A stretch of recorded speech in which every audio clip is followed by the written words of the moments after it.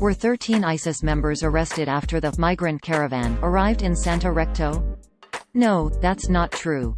The story was published by a liberal satire website that tries to educate gullible Trump supporters and Republicans about the need to actually click and read links before sharing or liking them in order to avoid being embarrassed by fans of the site later.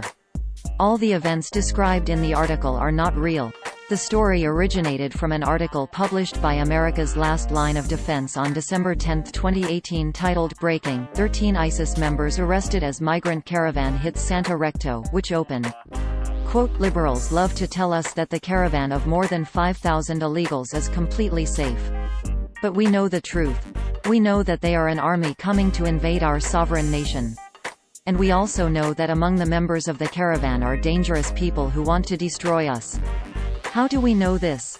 Because authorities in the small coastal nation of Santa Recto managed to bust a baker's dozen of terrorists who were plotting a bombing in San Jose, California.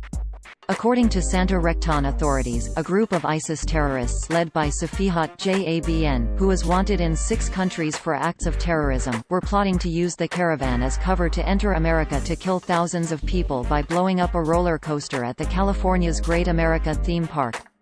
According to Breitbart, the caravan will reach our borders by the end of this month, so the attack was planned for early January.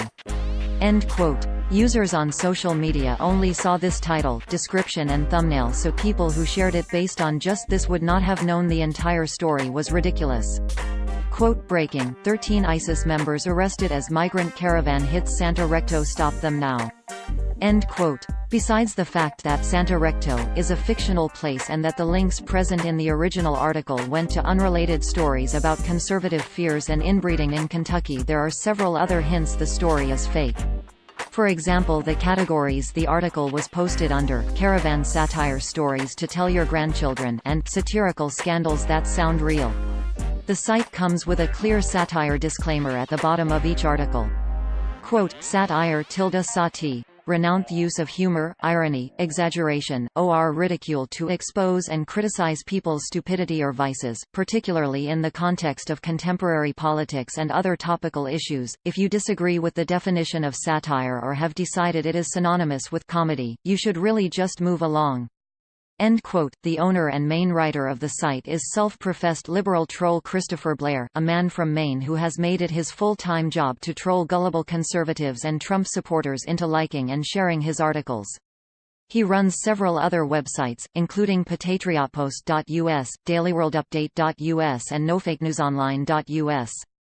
Sometimes he is also known under his nickname, Bust a Troll. A second man working on the sites is John Prager, as revealed in this earlier story we wrote.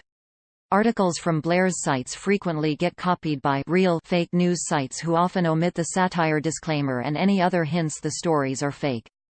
Blair has tried to get these sites shut down in the past, but new ones keep cropping up and he keeps knocking them down. Blair and his operation were profiled by The Washington Post on November 17, 2018 by Eli Saslow. Quote, nothing on this page is real. How lies become truth in online America. November 17. The only light in the house came from the glow of 3 computer monitors, and Christopher Blair, 46, sat down at a keyboard and started to type. His wife had left for work and his children were on their way to school, but waiting online was his other community, an unreality where nothing was exactly as it seemed. End quote. If you are interested in learning more about Blair and the history of his sites, here is something to get you started. Quote, the ultimate Christopher Blair and America's Last Line of Defense reading list, led stories story updated, check for updates below. Yesterday Eli Saslow at The Washington Post wrote a fantastic article about Christopher Blair, a man from Maine who has been trolling conservatives and Trump supporters online for years and occasionally even made a living out of it. End quote. If you see one of his stories on a site that does not contain a satire disclaimer, assume it is fake news. If you do see the satire disclaimer, it is of course also fake news. NewsGuard, a company that uses trained journalists to rank the reliability of websites, describes Wirathalod.com as, quote,